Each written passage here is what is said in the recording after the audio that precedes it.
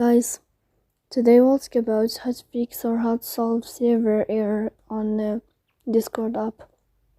To know how to fix or how to solve server error on Discord app, you should just go to settings.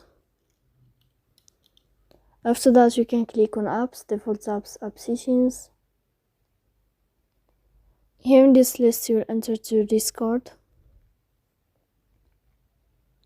Then you can click on first stop and you can click OK. Here we'll enter to the window of storage. Then you can click clear cache. Don't click clear data because that can cause the errors or can delete your account. In the end, you can turn off your phone and you can wait a moment to turn on your phone again. So please don't forget to support us by like and subscribe.